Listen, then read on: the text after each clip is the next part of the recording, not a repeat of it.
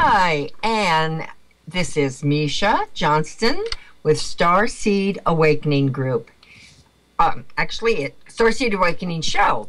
I have, of course, Starseed Awakening groups, and I'll be telling you a little bit more about those groups. But what I want to tell you is, what is a starseed?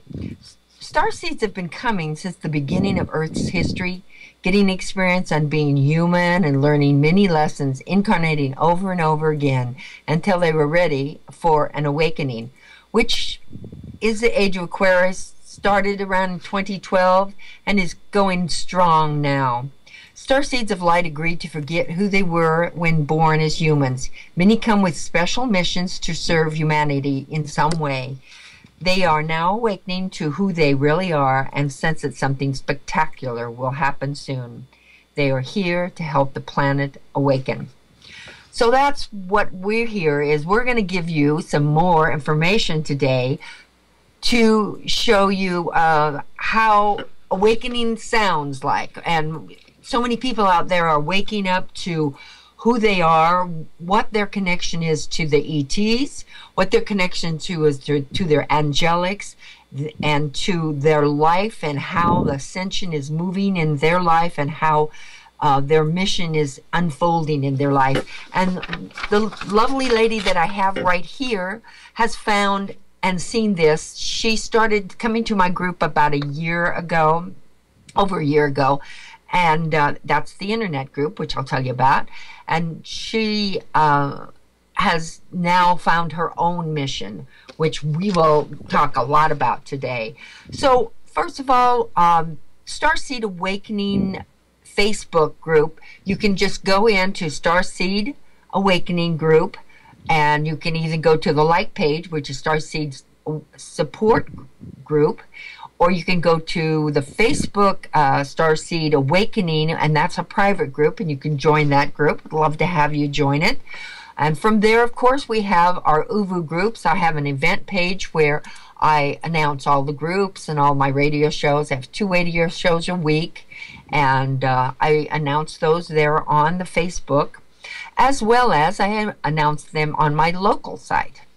And my local site is Meetup at Las Vegas Starseed Awakening and Psychic Awareness Group, and that is just a meetup site, so just put that in and you can join our group. Love to have you.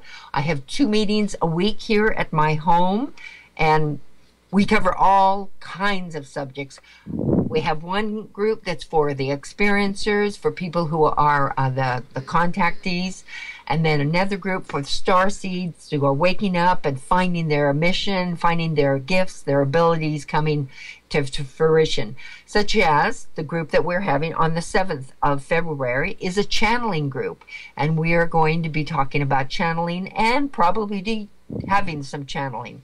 So my other group is on the internet.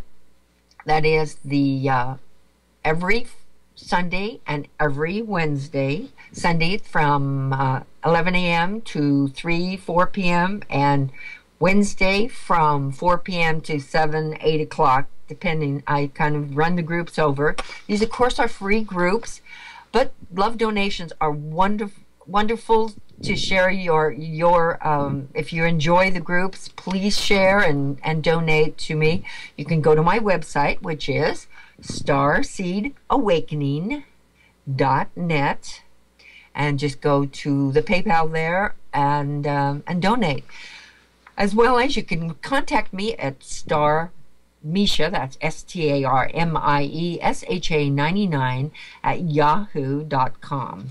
And then just one other thing I wanted to share with you. I'm excited to tell you about my 3rd annual extraterrestrial art exhibit here in Las Vegas. And it is going to be from 2/27/14 to 4/15/14. And on February the 28th at 5 o'clock to 6:30, I will have a reception in the gallery with a guided tour at 5:45.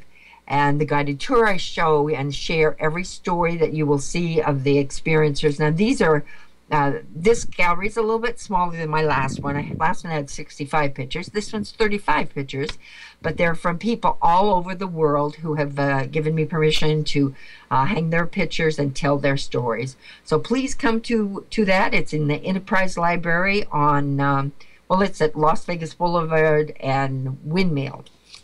So now, without further ado, I do want to tell you one other thing. We have the Awakening Conference coming in March 28th through the 30th. And this is a paranormal UFO combination conference. And I will be speaking there as well as many other people. And go to the Awakening on the Facebook. And I'm going to be putting a link and also telling you that link as well in the second half of the show tonight. So now I'd like to tell you just a little bit about my dear friend and what she's sharing with us tonight. Oh, please call in. We have a call-in number. That's 702-751-0020.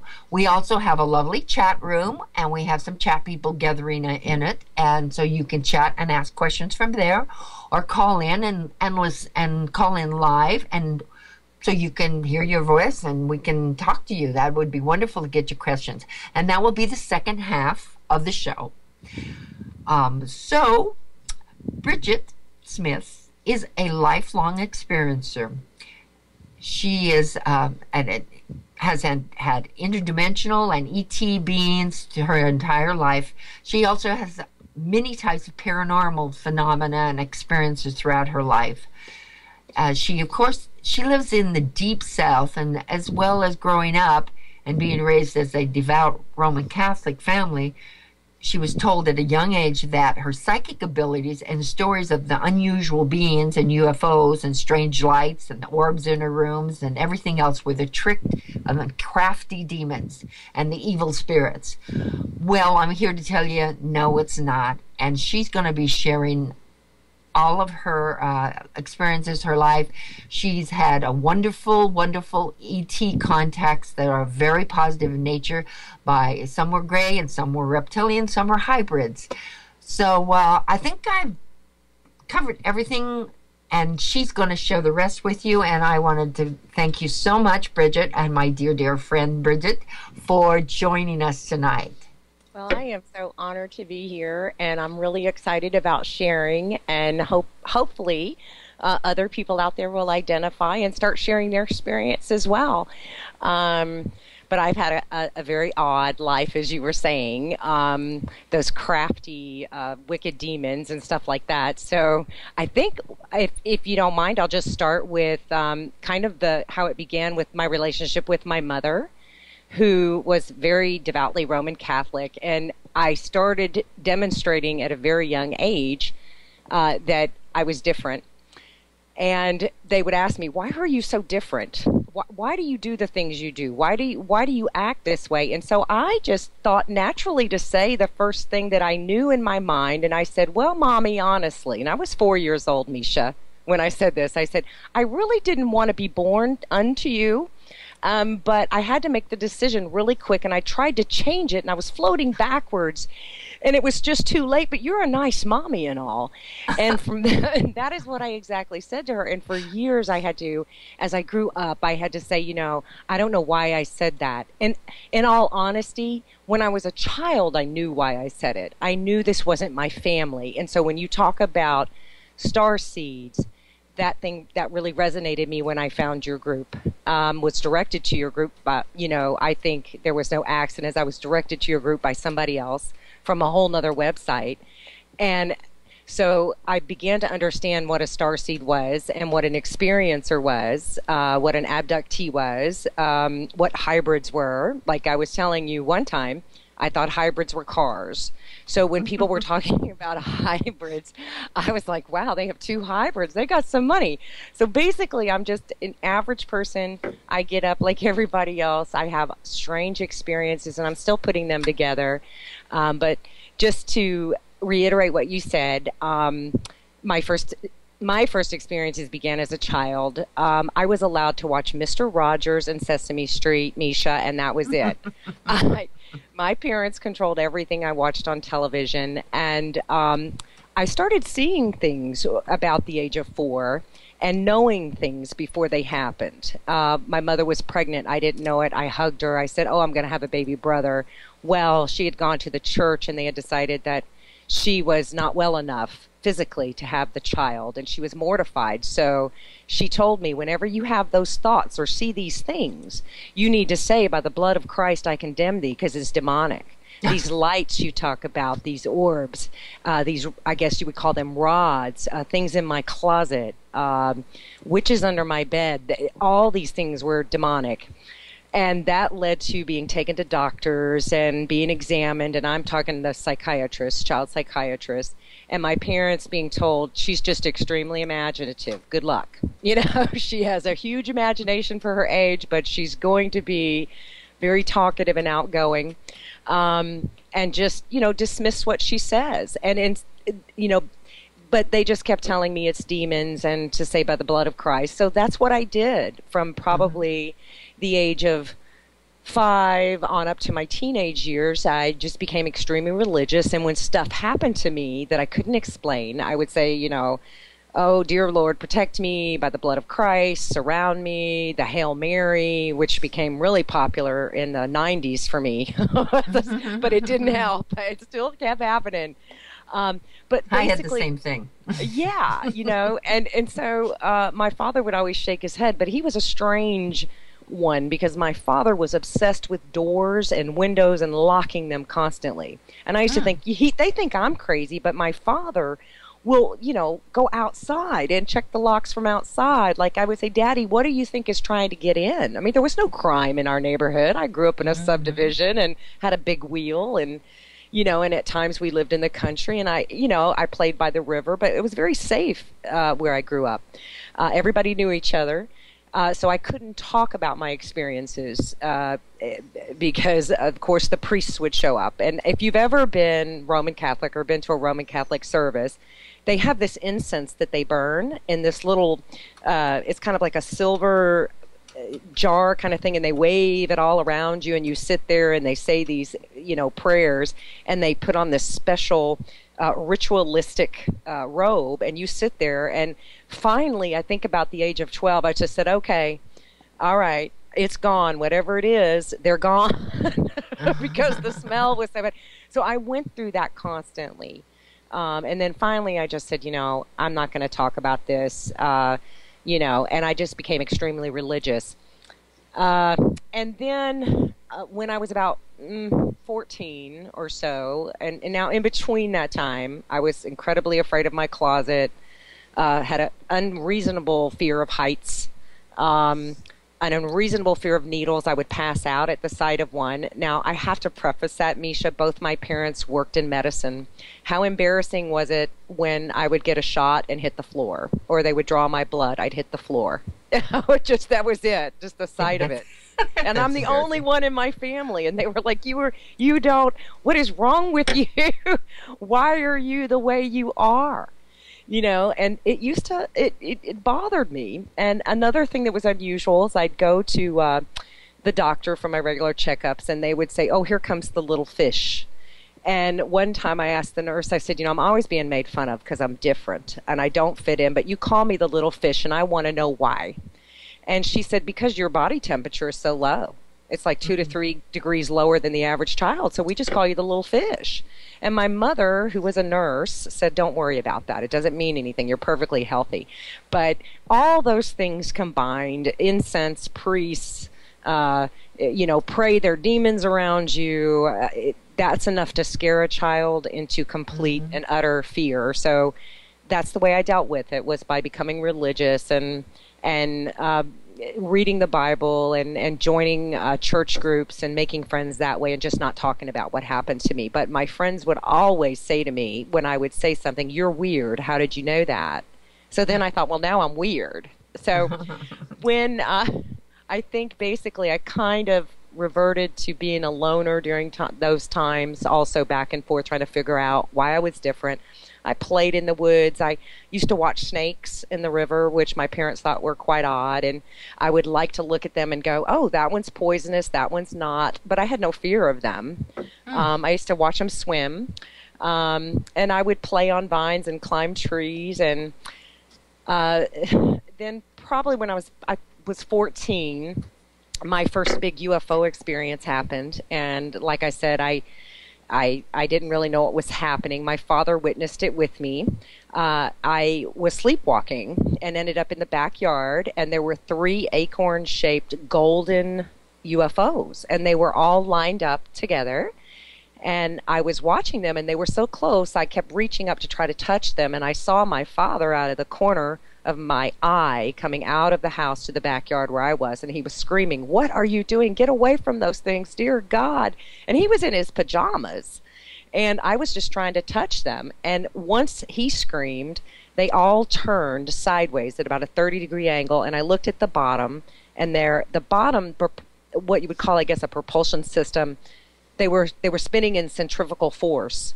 And all I kept hearing telepathically, which I didn't know was, "We're just here to check up on you." And they sent me a lot of love. And of course, the next morning, my father was like, "What were you doing out there? What happened?" And I told him, and I was very serious about it. And he said, "We won't talk of this. You know, you will never speak of this again. It's demons and blah, blah, blah, blah." And that was it, for my teenage years. Demons and metal objects. That's interesting. Demons and you know what's so funny, Miesha, is I accepted that. I accepted that explanation because to me, I didn't want to lose the rejection, especially of my father. My mother and I were never close. She just kind of did not, she wondered how I came out of her body because I was nothing like anybody in either side of my family except for my grandfather, who's long passed away. That's I was just usual not, Starseed. yeah, just he was the only one that would listen and smile and give me big books on politics to read that I didn't understand, but he let me run through the woods, and he lived on a farm and play with chickens and feed them and just ride horses and just do all that great stuff. And he never judged me one way or the other. He never talked about those things. But my grandmother would say, "I don't want to hear your stories. I don't want to hear any weird stuff while you're here." And she'd say, "And I just want you to know that anything that's wrong with you comes from your Irish side, because we're all normal and you're crazy." And I thought, oh my God, I'm crazy because I'm Irish. So I was not given the best introduction into life on this planet, I guess. And for years I did have to go back, and my mother would say, "You told me when you were 4 that you didn't want to be born unto me." And I thought, God, I wish I'd never said that. But, kids say what's on their mind. Yes, they do. And so anyway, after the goldish bronzes acorns, I realized once again, my family's not going to accept anything that I say happens to me, because after I told them that story, they were sending me love. They were checking on me. Everybody's head just kind of disappeared into their breakfast bowl, like, oh God, she's crazy, and hence another psychiatrist. And that psychiatrist said, "She's fine. She's just very imaginative. Leave her alone." And I never went back. They said, "Get her involved in some sports. Keep her involved. Get her involved in some other stuff besides church." And so they did. But that didn't stop any of it. So, throughout my life, I've seen UFOs. I was horrified of them, though, after my teenage years. I always thought, this is not good. If they come get you, they may not return you.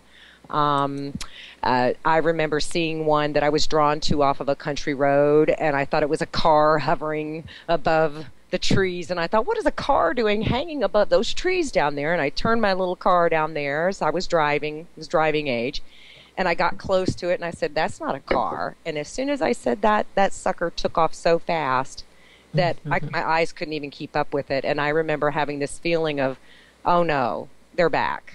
And I took off in my car. I don't even know how I got my keys. And I zoomed down that dirt road and turned onto the main road, and was told the next day by a lady when I confided in her. She said, "Oh, that's a UFO." I was like, "What?" She said, "Yeah, we see them here all the time." Well, and I was like, "Really?"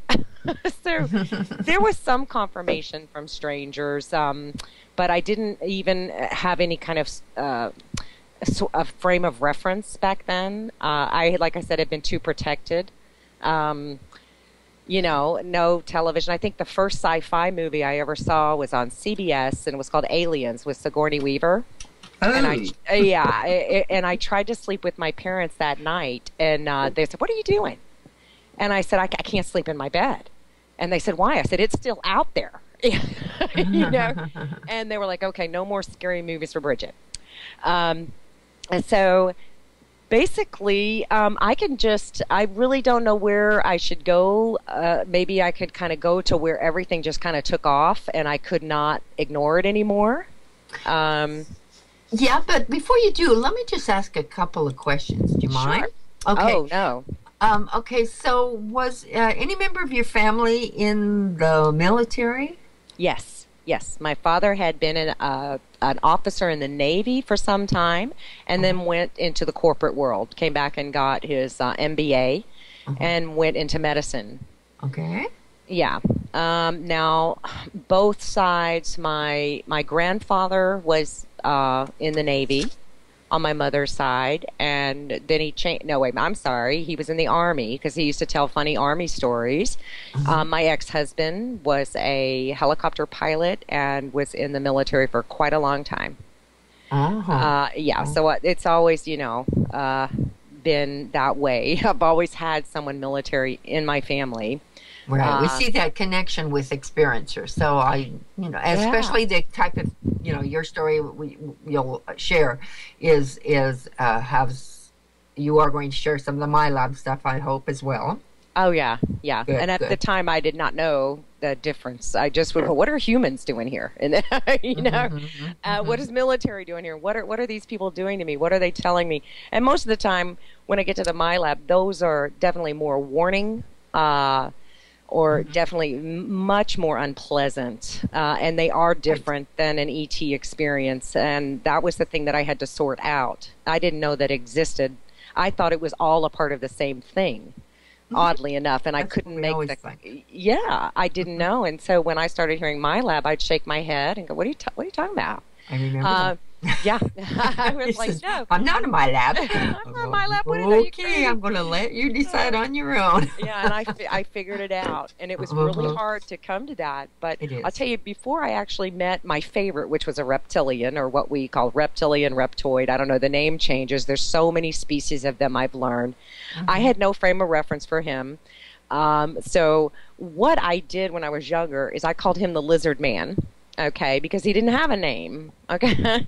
And then I called the gray types that I know as the gray types the mad hornets, and those would be the worker types, not the zeta reticula type that I've met as well. I called him the wise one. And he was much taller, like 5'5". The mad hornets, as I would call them, or the gray, were the worker grays, were only like 3 foot tall. Right. And then I had the laughing children that I didn't know were hybrids. They used to like to want to play with me and get to know me, and I rejected them, of course, because I didn't know what they were. And then another group that I called the brown paper bag nurses, which were more insectoid, I figured out later. They had smaller eyes, but very, very thin, brown, wrinkled skin, almost like an exoskeleton, but they all work together. And so as those experiences for me really took off in 1989, and to get right to the heart of it, I still called them that. It was like, here come the mad hornets. They always seem to come in the fall. I would be afraid of the fall, actually, because I would be, the mad hornets are going to come back, and they don't listen to me, and they don't have any emotion, and I'm afraid of them. I didn't know what their role was or what their purpose was. But I did like the brown paper bag nurses, so we'll just call them insectoids, because they always spoke very sweetly to me. Now, they were very convincing, like, here, come with us. And okay. And then by the time I got where they took me, I'd start fighting, because I knew what was going to happen. But they would always try to calm me down. But with those experiences in 89, there seemed to be just this influx of what y'all call orbs, or what they call orbs, that were huge, you know, at least the size of a baseball or even a softball, like these electric blue lights that were round in shape, and they would just float around the house, and I'd look and see them floating through, and I would just go, oh dear God. You know, flashes of light. The whole house would light up in this kind of electric blue, kind of LED color, and I would go, "Oh, they're coming! Oh, they're coming! Oh, they're coming!" And I'd panic, and I'd go, "Those mad hornets are coming." But now, where I lived in Virginia, we didn't have cable, or all I had was the basic local channels. So, you know, for me, I think there was Sally Jesse Raphael and maybe Ricky Lake or something like that. That was big entertainment for me. I don't even think I had the sci-fi or any of these channels we have, so I didn't know what these beings were. I did think to pray when they came, and I would say the Hail Mary. It doesn't work, okay? I would just cover my head once I saw them, and, you know, Hail Mary, full of grace, just put me to sleep.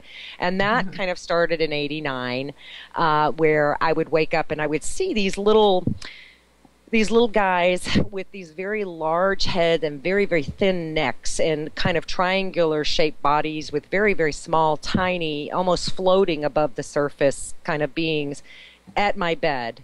And sometimes one was maybe 4 feet, the other was maybe 3, and they almost looked translucent, but I would sit up and there it would be at the edge of my bed, and I'd take my covers and I'd throw it over my head and I'd say, "Oh God, make me go to sleep. A Hail Mary, full of grace, the Lord is with thee." And I made it about to that, and I passed out. But when I would wake up, my pillow would be covered in blood stains, and I would wake my ex-husband up and say, "What am I doing to my nose?" And he would go, "Oh, that's just sinus, you know." And I go, "But it's the fall. I mean, it's not, you know, it's just dry air." And I go, "Where? I mean, it's the fall." You know, it's not winter, the heater's not on. And I just knew. And then I developed sinusitis. Right. Never had both of those are experiencers. Yeah, really anomalies. bad. Yeah, I didn't know that then. This was, you know, the woman who thought hybrids were cars.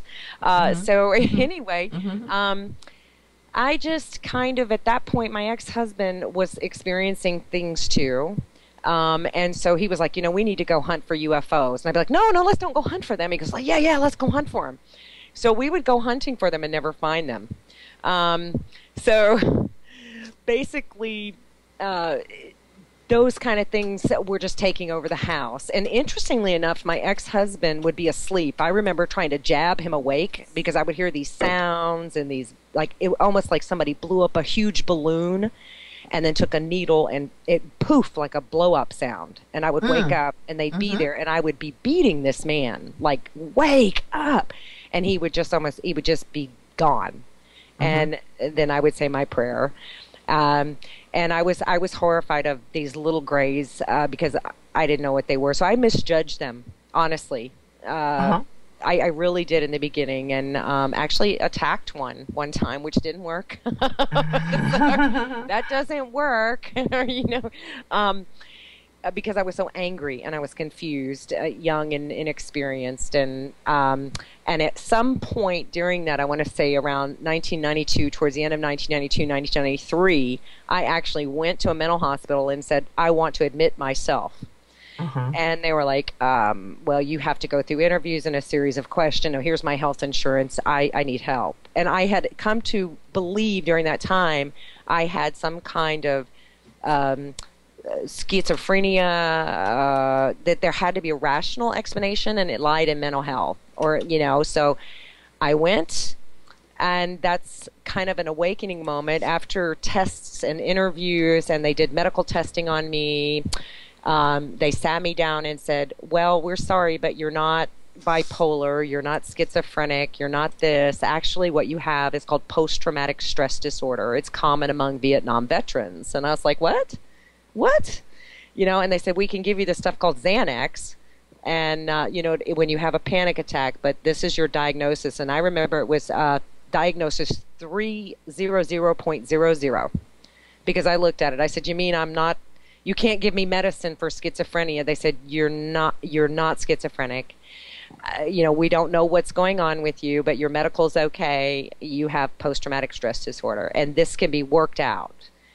And I was kind of disappointed because I thought if I could be told that there was something with my brain chemistry that was causing these things to happen to me, then I'd have a logical explanation. I could find out what was wrong with me and seek help.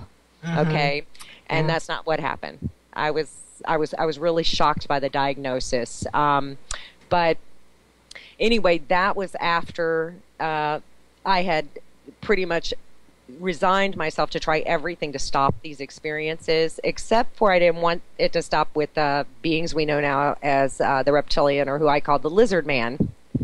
So, right. That's kind of a accumulation of birth to after college. I worked as a psychic for fun with my friends in college. I read tarot cards, and everybody was always at my room. They said, "How can you do that?" I said, "I don't know. I just look at them and say stuff." You know, and then, of course, I was told by my friend, "Well, that's demonic." And then I got scared, you know. Oh, there's that demon again with stuff the again. demonic thing. Oh, There's dear. a demon. So I just kind of let that go. But to go back to 1989, it did, like I said, start with an intrusion of these little beings to me that seemed kind of robotic and emotionless, and I didn't understand why they were there. I did not remember a craft or any kind of UFO with them. They would just come into my house, and they'd come to my bedroom. And I felt they were very intrusive. And I'll tell you something funny, Miesha. I called this radio station once. It was a paranormal type radio station. And I told this woman, she said, "Oh, those are what we call abductions." And I was like, "What?" And she said, "Look, take a purple ribbon and tie it on your toe and get your husband, you know, to tie it on his toe, and y'all tie your toes together with a purple ribbon." It doesn't work. I tried it. Never heard that one before. Yes, I know. But you know what? I was ready to do anything at that point. And in between, sometime in these yelling matches, I literally would yell at these small beings, and they didn't seem to care. And I don't think it's that they really care. They're not programmed to care. Yeah. But I would have temper tantrums. I would fight. I would wake up with bruises on my arms, small, tiny bruises, and of course, still sometimes nosebleeds. And then did they put you to sleep? I mean, did they paralyze you, or maybe I remember with your energy, having, they couldn't do it?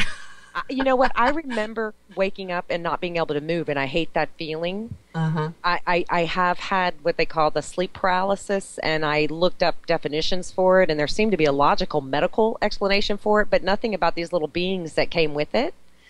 So but I would that's just usually go a way out. to keep you subdued so you don't hurt them. Exactly. And they, I think they knew, you know, because I would throw temper tantrums. I'm the temper tantrum one. And then one very strange night, it had gotten so bad, Miesha, that my ex-husband said, "You know, enough of this. I'm tired of this. I can't take this anymore." And that kind of took me back to my past, because I thought, it's not my fault. And he was like, "Yeah, it's your fault. You know, you're just weird." And I was like, here we go again. You know, it's like reliving my childhood. And so we literally moved the bedroom from upstairs to the dining room. We moved out all the dining room furniture, because he was like, if this, you know, this way I can get to them, I can see what's going on. And it was there that one night, this blue, misty fog entered my bedroom, and I woke up and I looked at the floor, and I noticed that it was just filling up more and more with this weird blue mist, like an LED light color. I couldn't describe the color back then. Yeah, we noticed that. We had that in common, didn't we? Yes. That blue foggy mist. And we can't, and the color was like, what is that? It's not like on our color spectrum back in the early 90s. I mean, we still had corded phones, for God's sake. That's right, we did. And so this thing, and I remember I sat up. I can remember what I was wearing, a long T-shirt and gym shorts, and I remember putting my legs in this mist and seeing it rise up to my kneecaps. And I saw the blue mist going outside, and the door was open, and I followed. And I was like, you know what? I've had it, and I'm not afraid. And for some reason, I wasn't afraid, and I said, I'm going to go, and I'm done with this. I'm over this. And I grabbed everything that I could in my mind and decided that I was going to rebuke, as I was taught to do. Well, that's not what happened. I followed the blue light, and as I went around the side of the house in the moonlight, I saw a 7.5 to 8 foot muscular, huge muscles, cords coming out of his neck, like an NFL defensive end, okay, in my backyard. In my backyard, and a huge light over my garden, because I was into gardening at the time, and I remember thinking, oh, you're radiating my garden. You can't do that. That's my food. And there he was. And I came to him screaming, yelling at the top of my lungs, verbally. And immediately he turned to me and showed me a tablet, about a 7-inch tablet with no backing, and he was touching it like a touch screen. Now, I didn't know what a touchscreen was back then. I noticed he had long fingernails. I did not see his face because it was like that part was almost, it was just blank to me. All I saw was his figure. And I started hollering and, you know, in the name of Jesus, you know, in the name of God, I rebuke thee by the blood of Christ. Oh, yeah.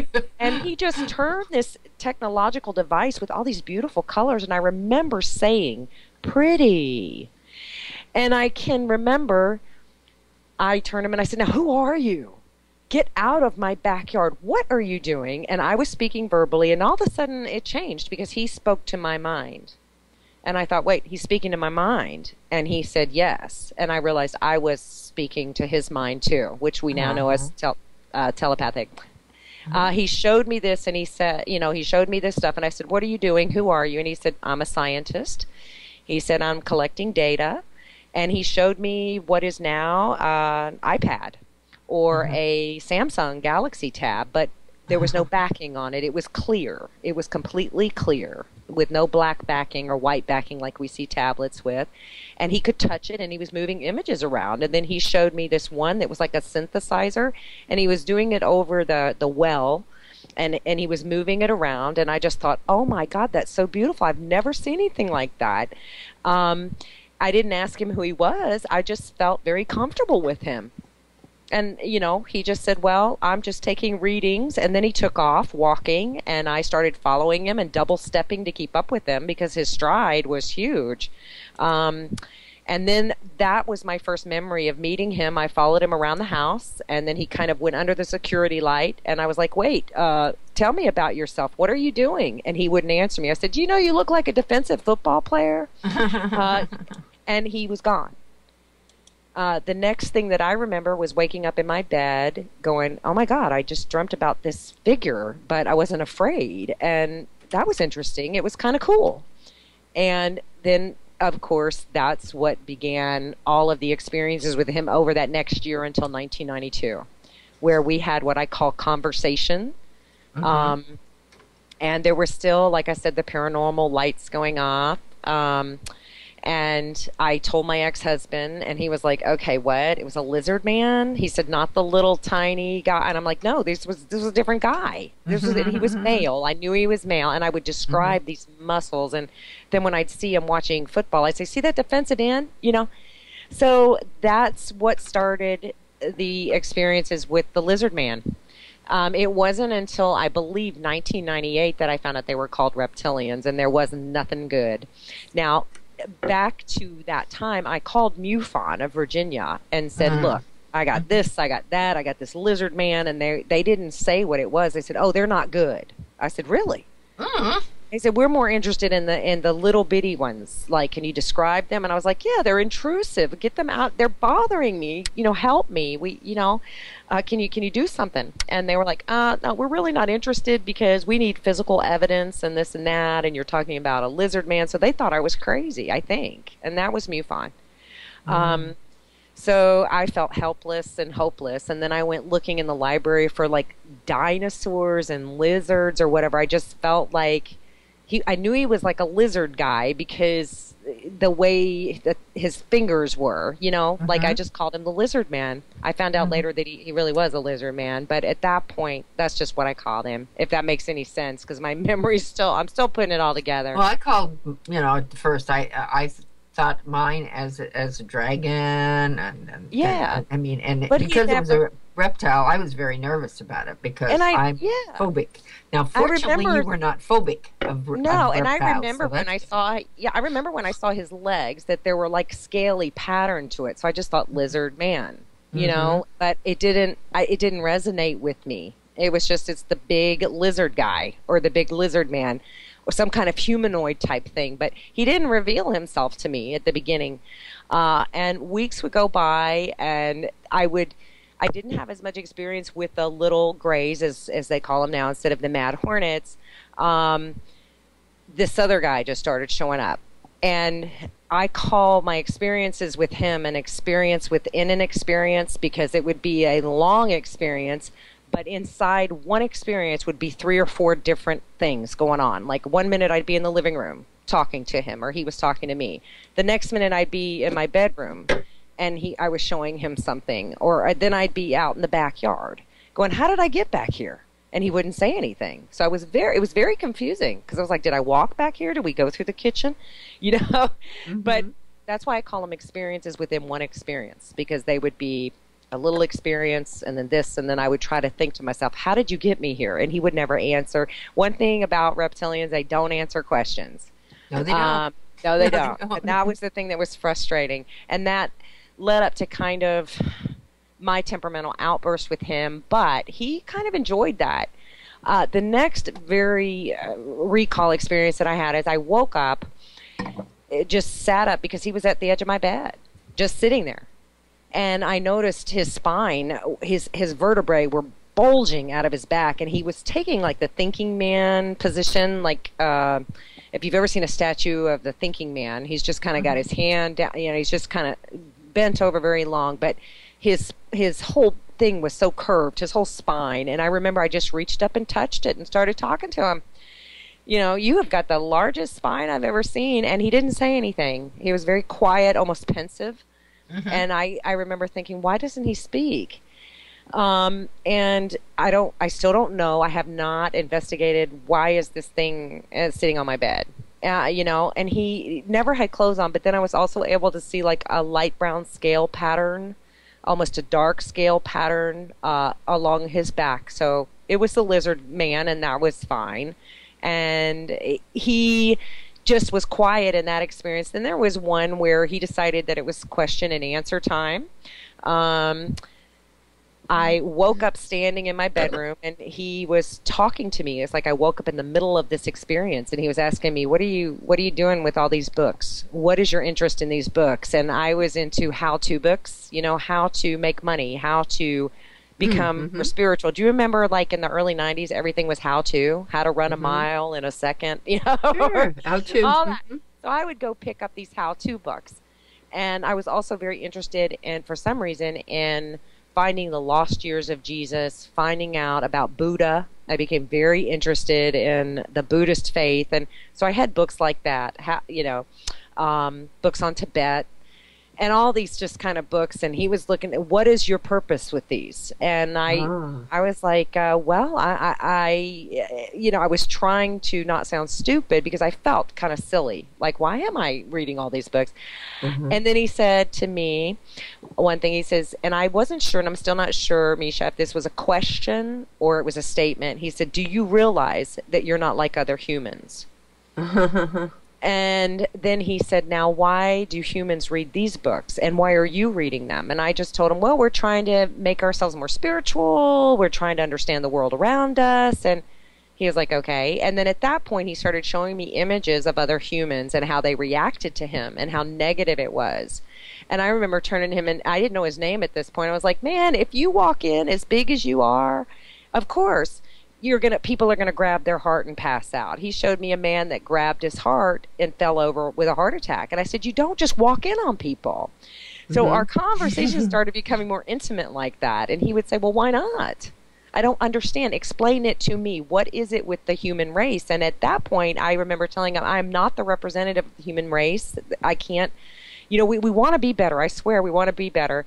And that's when he kind of started to laugh and chuckle. It's like, it's okay. I'm not asking you to do that. But I did feel like I was put on the spot. And then oh my gosh, back to him. I did never see the grays with him. I just remember he always had like this little iPad, and then sometimes he had this little a technological device that looked like a metal carrot, and he would carry it with him, but he didn't have on a belt. And sometimes he appeared in a uniform, and that uniform was solid black with an insignia on the side, which I later came to ask him what that was. But in the first part of it, it was more question, like, I want to question you. And as I've gone through the years, I've always asked, what did he mean by I'm not like most humans? Like, does he mean I'm nicer, or does he mean I'm different? Was he asking me if I was different? You know, so, but I was never afraid. Then the next thing that I can pretty much remember, because I didn't have any more fog or, you know, whichever, there was one experience where I woke up in my backyard, and it was very quiet, and I turned and I saw, still I couldn't see his face or his eyes, the lizard guy behind me. And next thing I know, I was lifted up over the trees, and I was laughing because I'm like, this tickles. But I was so glad to see him, I didn't care. And I saw hammocks where I had put hammocks up, and I would look down and saw the hammocks. And then I was let down in a field. There was about a 100-acre field behind the farmhouse. And all of a sudden, these lights, it was like boom, boom, boom, boom, boom, boom, boom, just lit up all around me. And I remember going, how did he bring me to a baseball field? This is crazy, you know, or a football field, you know. And he was standing beside me. And I was like, this is beautiful, all these lights. Well, I didn't know that was a UFO. I mean, to me, it happened in my backyard. I was lifted up and into that experience almost like by a harness. I felt like I had some kind of overall type thing on, but it tickled, and I laughed, and he would laugh every time I would laugh. I don't know. I would giggle and say, this tickles, you've got to put me down. But he had a destination for me, which was in this field. And I was looking up these bright lights everywhere. And then all of a sudden, all these little deer, it just started to come from nowhere and walk around me. And I turned to him and I said, oh, I love deer. I said, may I pet them? And he's, sure, of course. And so one deer came to me out of these few deer, and I was petting the deer. And later somebody said, you know, deer are screen images of exactly. grays. And I was like, what? No, I wasn't petting a gray. That's my image that I always saw was deer. Yeah, so, and yes. even in 2000, when I shared this story with a guy who was a freelance reporter from British Columbia, he would say, are you sure they were deer? I said, they were deer. I even told Jim O'Connell from the Experiencers team, they were deer about 1.5 years ago. He's like, are you sure they were deer? And I'm like, until I do regression on that particular thing, they're deer, and they're going to be deer because, you know, if they were gray, I gave them a lot of love, and you know what? They gave me a lot of love back. Interesting. Yeah. You think these were the mad hornets? Or what's your sense? I don't know. I just know that it was like a understanding of they were going with the reptilian. And I asked him, and I just said, "What are you doing with him?" He says, "Well, we're taking them with us on board, and I'm not connecting. No, we're in a baseball diamond with lights shining down on me because I could still have the dust on my face from being dropped about 2 or 3 feet, and the dust hadn't quite settled yet, you know. So these little deer were moving. Were moving around." And he said, I said, oh, like the whales on Star Trek? Do you take them too? And I remember this image he sent back to me, like, what? And I kept asking him if he was from Star Trek, because I had seen some of the Star Trek stuff, you know. And I had seen that one movie or something where they did something with a whale. And I couldn't even remember what it was. I said, y'all, you know, you take whales and protect them. And he didn't answer. And I said, no, really, Star Trek. It's this. And I started talking about Star Trek to him. Finally, in one encounter, he said, please don't talk about Star Trek anymore. Because he finally said, yes, in cases some may take a whale. Like, there's your answer.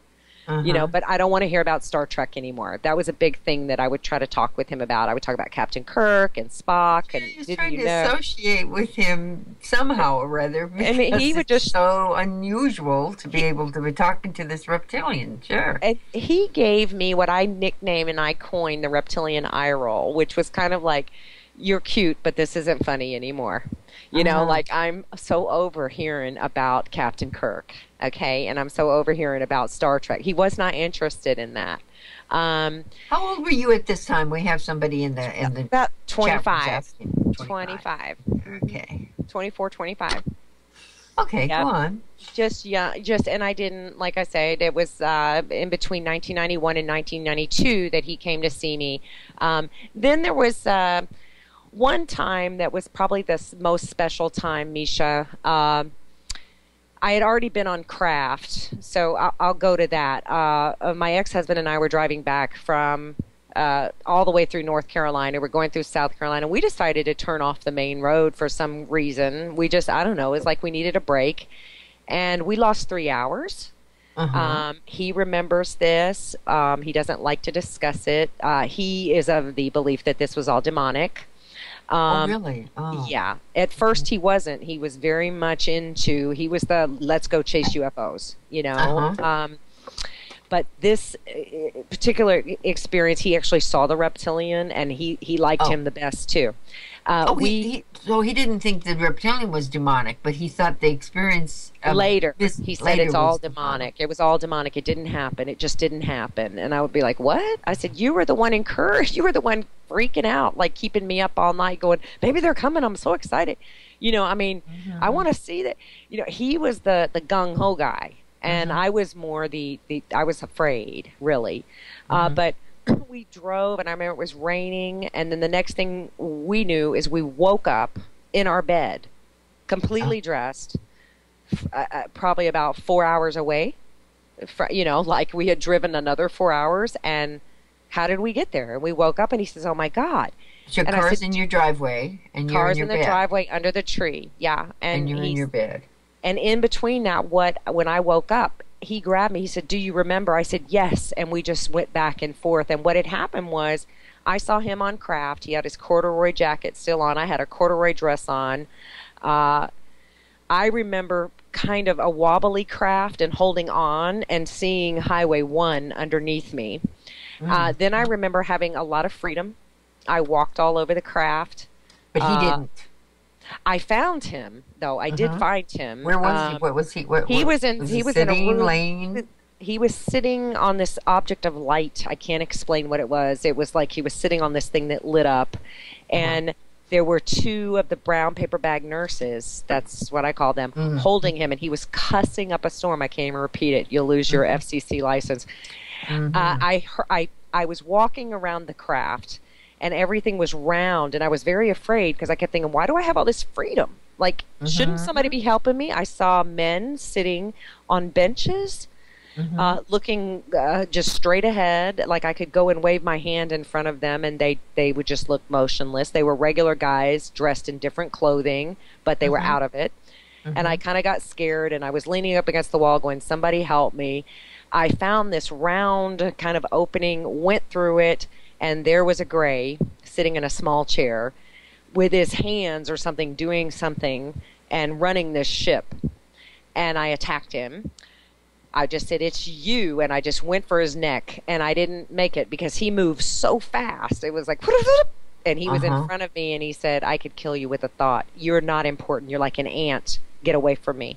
And I was horrified, and I took back off to the point that I ripped my pantyhose, ended up climbing back up. However, I got down there in a dread panic, dropped to the floor, and look, and here come these three tiny children. Maybe about, infant size, but they could walk, and some were running. I remember one was walking, and two were almost running, like crawling, running, like babies do, toward me. And I'm like, okay, I just was told I'm going to get killed, but now it's my fault. I'm the one who said I'm going to kill you, and he said, no, I'll kill you with a thought. And I was petrified. And these beings were all there. All of them were together, and they were watching me with these children that I called the laughing children because they were climbing my leg, wanting me to love them. And so tell me how they were climbing your leg. Did they look different? Suction. Yes, they had almond-shaped eyes. They were kind of yellowish brown skin, kind of scaly. But the weird thing was they had my cheekbones.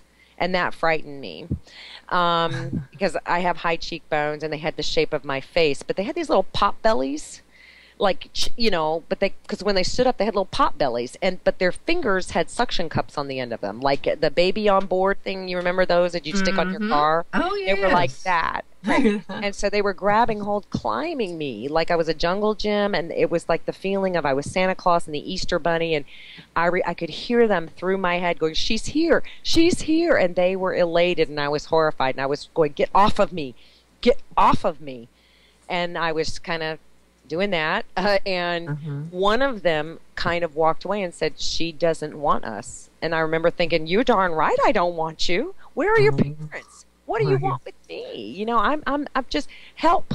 And at that point, now remember, before let me back up, because before that happened, there was the lizard guy who I had nicknamed at that point Captain, pushed them toward me with the message, it's a success. And I'm horrified, and I'm screaming, look, this thing down there is going to kill me with a thought. And I'm screaming, and I'm throwing these little kids, like, get away from me. And he's just smiling, just sending me smiles. Like, aren't you excited about, you know, these little bitty things? And I'm like, where are their parents? You know, and I was screaming, where are their parents? And then finally, one of them would not let go, to the point I remember literally grabbing his finger and pulling it off and just like, get away from me. Very, very mean. I was very mean. And the one in the middle just kind of said, well, okay. And they sent me this thought of great sadness that I just didn't like them, a rejection. But, you know, I hope now that they understand I didn't know what they were. Like, why am I so important? And my ex-husband at the time remembers that. He saw Captain. He saw me fighting with the little bitty, tiny beings. And then at that point, he told me, he said, there's no reason to be afraid. He said, you can have anything you want here. The choices are yours. You can have a temper tantrum. He said, what do you want? And I said, I want all these grays to go away and leave me alone. And so he waved his hand. And he said, okay, you know, sent me, it's done. Well, I didn't know at the time that that was just a merciful thing, because they didn't go away. They didn't go away. It was just a way to kind of calm me down. And then that's what he remembered. My ex-husband remembered that. And I remember that I went into a room and he was fighting and screaming, and they were putting something in the side of his neck. And I said, don't take it. Don't do it. And then they came to me and I said, no, I want to remember. And this was after the little beings. And he just said, they said, okay. And these were like the insectoids. I kind of like the insectoids, like the mantid, you know, because they're very sweet. Their voices are very sweet and very calming. And they said, okay, like, no problem. Your wish is what you wish, as you wish. And then he was over there, and I said, don't let him give you the shot. Don't let him give you the shot. And he was cussing and screaming. I remember something hitting his neck, and then we both woke up, and we were recalling the same dream. We ran downstairs going, how did the car get here? Oh, my God. He said, oh, my God. And I was going, oh, my God. I started to hyperventilate. He ran outside to see how the car got there, and he turns around. He says, Bridget. He said, turn and look at the top of the roof. There's 3 great horned owls just sitting here staring at me. We need a camera. Get the Polaroid. For those of you who don't know Polaroids, you know, you pressed and they came out right in front of you. You know, they developed right there. And I said, those are not owls. I knew they weren't owls. And I went into the bathroom and hyperventilated. And he said, I saw the lizard guy, the really dark, big one, like huge muscles, man. He's amazing. And I really like him. I want him to come back. He said, but those other little guys, you know, I fought them. I remember you telling me not to forget. And we were freaking out over. About a week later, he kind of went into what I call the zombie mode, which we'd use zombie now, where he was like, I kind of don't really remember that. I think it was all evil. And that's kind of the way he dealt with it. You know, and I would be like, what are you talking about? We were up for days over this. We are at 6 o'clock, so I want to just wrap up this particular part of the story, and then we'll take a break. Okay.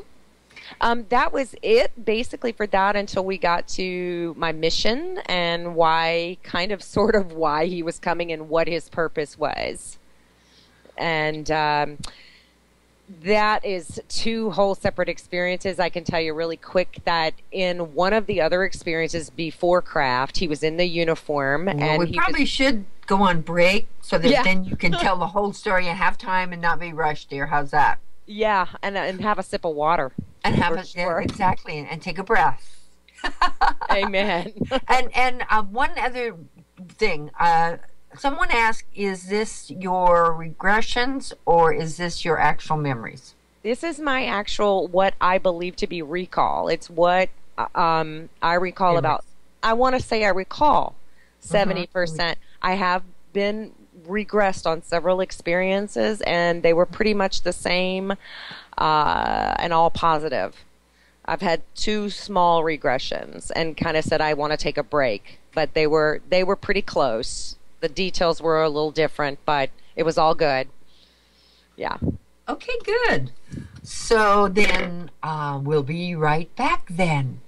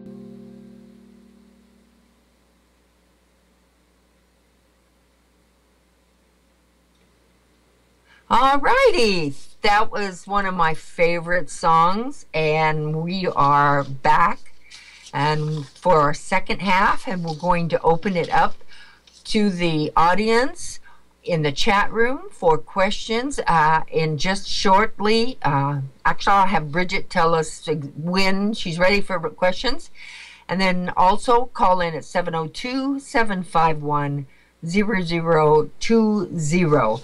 So I just want to make a couple announcements. first of all, I'd like to start with my groups here locally. My groups are the Starseed Awakening and Psychic Awareness, which is a meetup group, so you can find it that way. I have 2 meetings monthly, the first and the third Friday of every month. In fact, our next meeting is the 7th, and that is going to be a channeling group. We're going to be doing some talking about the channeling and in every kind of aspect. Channeling comes in light language and light language songs, in automatic writing, in automatic typing on the computer, and in other ways as well. So we're going to be sharing and talking about that in our group. So please come and join us. Just go to the meetup site, and love to have you attend the group here in Las Vegas. And then, of course, I have my UVU group, which is on the Wednesday at 4 o'clock to 7 o'clock, 8 o'clock, somewhere around there. And this is Pacific Standard Time. And then on Sunday, I have an early one so that we can speak with our people from overseas and Europe and such as that. So they are, that's from 11 a.m. to 4 or 5 o'clock, something like that. Also, we have the extraterrestrial art exhibit. That is February 27th through through April 15th. And on February 28th, we have a reception here at the Enterprise Library in the gallery, where I will then at 5:45, it starts at 5 and ends at 6:30, and at 5:45 I'm going to be doing an art exhibit guided tour. So please come and join us for that. Just go to the meetup site to join and get more information about that. And then, as I mentioned, Facebook site, you can go on my Facebook to join the Facebook, which is Starseed Awakening group. That is a private group. You can also join, you can also like my page at Starseed Awakening support group. And of course, she's going to be, I didn't tell you about it, but she'll be telling you about it a little bit later. We have the Positive Reptilian group that that our guest runs, and she's going to tell you more about that. My email is starmiesha99@yahoo.com. And please donate to the radio show here. A lot of it goes through donations, but you can also, I believe she still has the drawing for the iPhone, and you can, I think it's just $10, and you can get a chance to win an iPhone as well as helping a local radio site here. And I love this radio show, and she's doing just a fabulous job. That's Michelle Baum. We appreciate your hard work, Michelle.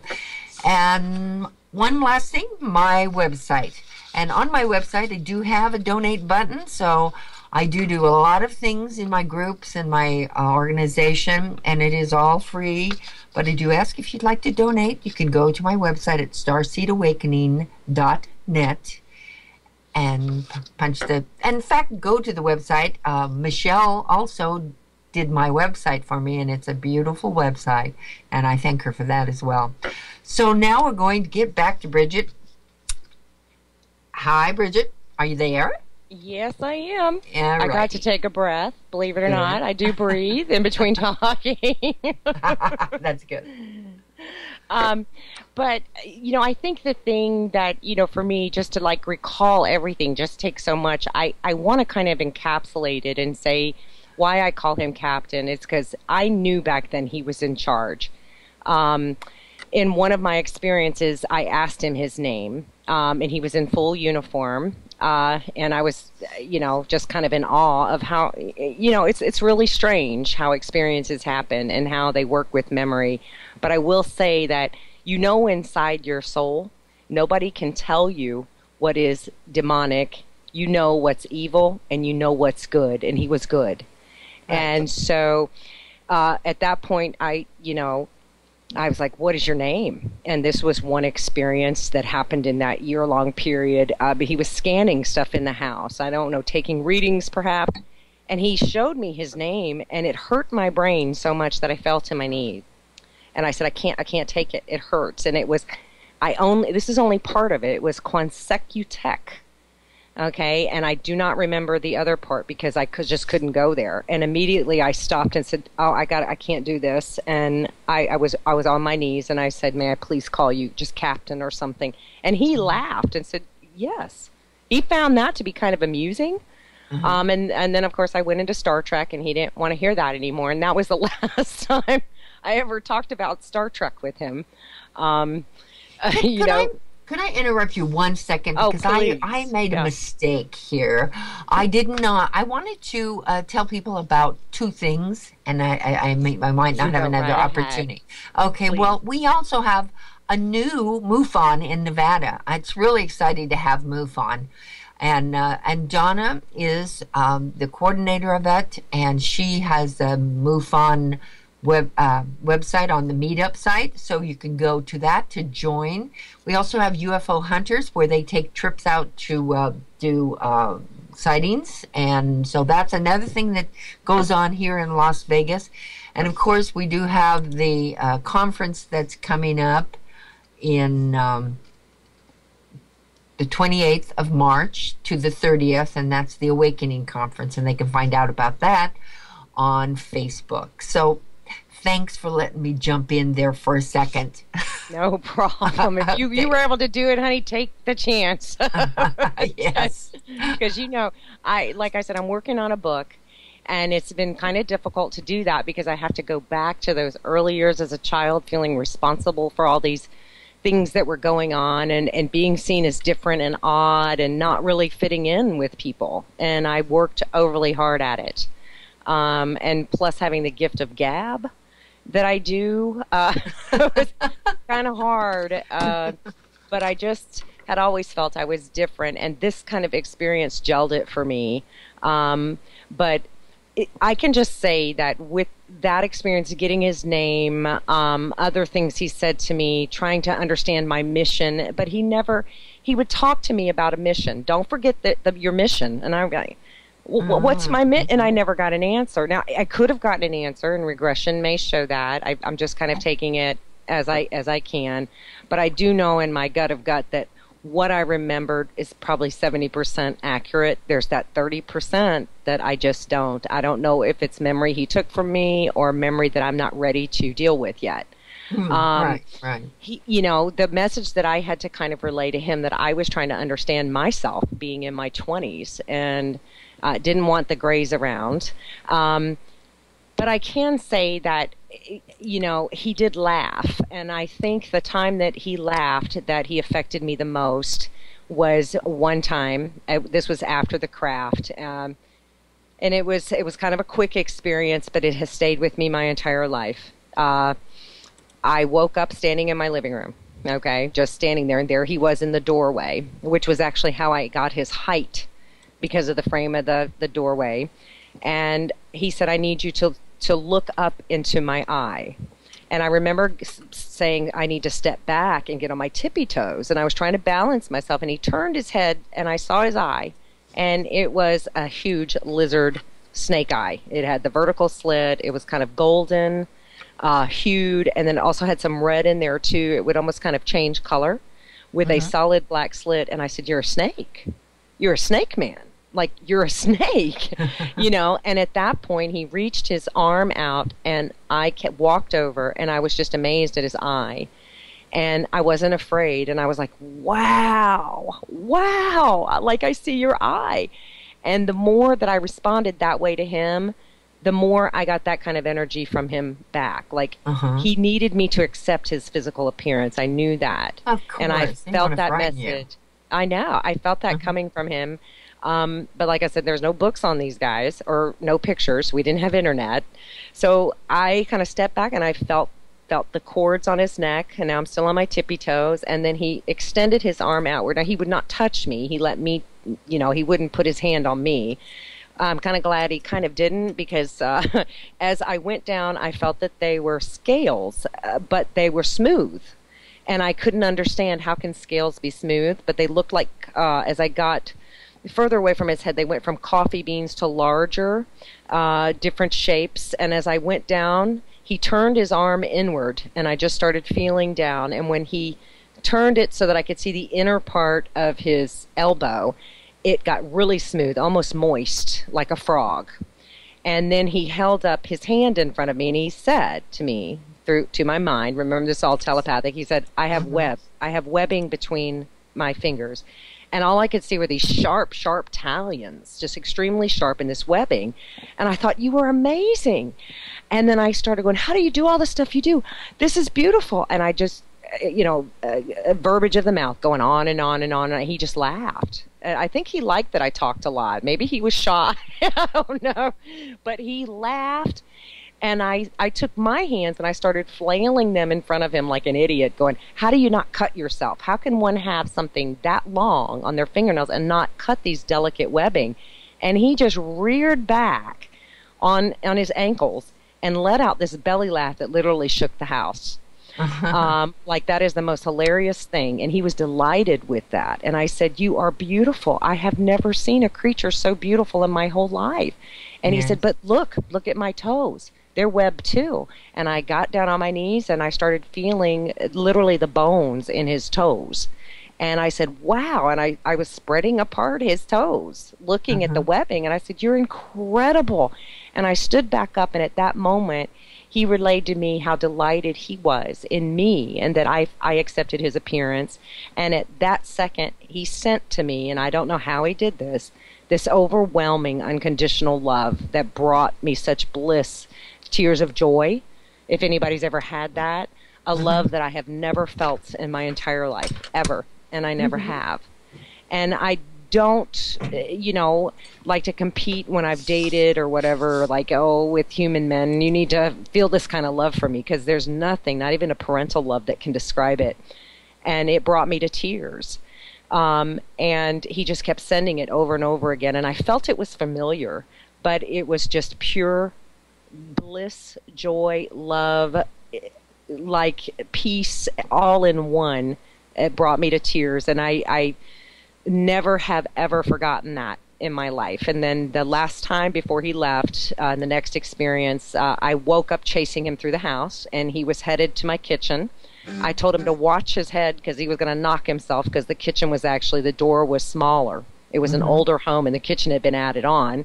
And he ducked, and he went in, and he pointed this object, and this huge light, circular light, appeared. And I thought it was a wormhole. I don't know. It was like flat, but it was light. And he started talking to me, and I knew he was leaving. And I tell people it's like he was in a hurry, like, I'm going to miss the bus.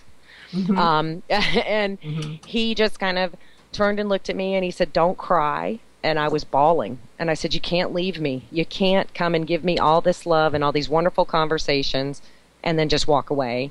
And he said, I'll be back, and I will be back for you. I just don't want you to forget your mission.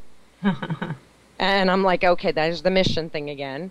And, he said, you have so much to learn. You have so much to learn, dear one. And that's what his name was for me, dear one. Sometimes little one, whichever. And I was bawling, and he said, look, stop crying. I am coming back, and I will be back for you. And he said, it might be 5, 10, 15, maybe 20 years. I will come for you. You don't need to cry. And he was really upset that I was crying. He did not want me to cry. It was like, stop. I can't. He could not handle my pain. And he turned 1 foot backwards into this light, and he disappeared into the light with a little carrot like metal thing that opened it up. He pointed it and it opened up, but all of a sudden it collapsed on itself into a little tiny, like pin-like, but Tinkerbell, Tinkerbell. Yeah. It turned into like a Tinkerbell light, and it just kind of bounced around, and poof, it was gone.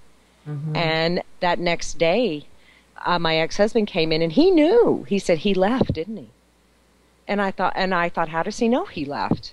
And I started to cry. And I said, yes, he did. And I have to wait till I'm like 40. Oh my God. It could be, I could be 45. And I was crying. He's like, it's okay. He'll be back. I know he was really nice. And, and that's when the moments that my ex-husband was really sweet. And for years, he comforted me. He was like, he's coming back. I swear. I'm like, okay. Because, 10 years had passed, but he's not back. The interesting thing, though, 20 years around that time, I got hooked up with someone who was an artist because I said, this is it. I've read all this Ike stuff and some other researchers, and nothing is good. And I just know there's someone out there that's had a good experience. I know because I've met one. And at that point, I started emailing. I got an email from David Chase. And he said, because I went and posted on Whitley Strieber's site, does anybody know anything about reptilians? It's not bad. Please help me. And he sent me a message and said, would you like to describe this? Do you want to talk about it? And he believed me. He said, no. He said, you're the real deal. He said, I've got somebody I want you to meet. And her name is Miesha Johnston. And I said, what? But we went back and forth for a couple of months with drawing and stuff like that. And he was the first person to put a composite, a beautiful picture of Captain from my sketches. He's drawn my Ayano as well, a reptilian. Yeah. Ayano, yes. And he led me to other experiencers, and, not everybody's had a good experience. So that I had to acknowledge, because I didn't want to acknowledge that there'd been anything that was bad. But that's like saying all humans are great. We want to say all the grays are bad, or the insectoids, the mantis are evil, or the Nordics are bad, or that. No. Right. It's good and evil in all races. There's good and evil in all, and there needs to be a balance. And that's kind of how I found my mission very strongly, was to try to tell people, eliminate the fear and say there's many races out there, whatever experience that you had, I'm sorry if it was negative. That's not where I resonate. If you want to hear mine, I'd be glad to share it with you. And of course I get mind control and this and that, but that's not what happened. And there's nobody that can convince me any differently, because I know. People have tried, and I bought a lot of it and said, okay, this was all, it was really something bad, and they replaced it with a false memory. Well, what a great false memory, okay? Yes. It's just kind of the way I look at it. And the rest of us are just having delusions. But I met so many people, which led me to the Positive Reptilian Contact on Facebook, which has grown by leaps and bounds in a year. Just unbelievable, the people that I have met that have said, oh my God, I'm glad we found you. Oh, my boyfriend or my wife needs this. And then that's led me to create the website that I'm working on now, which is Positive Reptilian Encounters. And I got the domain site, still working on that. Got artists, a lot of artists have lined up and sent me photos, which has been wonderful. It's just all coming together. And I know that that site needs to go out there. And of course, your story will be there about Ayano. And that story will go out there, so that I hope when someone types in the word reptilian, they don't get New World Order. They don't get, they're possessing you, and it's all evil. And that shape-shifting, that kind of crap. Yeah. And some of them do, but so do other aliens. Okay, it's not just reptilians. Yes, other aliens shape-shift. They all have the mind control to take your memory. It's just our guys aren't that great looking. To me, they're the most beautiful thing. But Miesha, let's face it, when you're standing there in front of something that big and that muscular and scaly with snake eyes, I'm not going to David Icke in 1992 because I don't know who David Icke is. All I know is this thing, took some of my memory for me about the Greys. And that was kind of disappointing when I realized that was mind control, that was just kind of like a merciful thing, like, calm down, Bridget, quit screaming, stop crying. Okay, they'll go away for now, but they never left. I still get bruises. I still have experiences seeing Greys in the house. My boyfriend has seen them. He totally believes me. He's been through it, and he's realized, okay, I love this woman, so that means I've got to be a part of this. I've heard it. Spoke. We sat at your kitchen table, and he shared the experiences where he saw the little reptilian, and he saw the other different things, and he shared them with me. So, and he's been very strong, and I have to give some props to him, because it's not very many men who, and he comes from he's Native American, and also Christian. So he comes from kind of two different backgrounds, but to be able to look and see a gray and to be able to see a reptilian and go, oh my God, and I never begged him to believe me.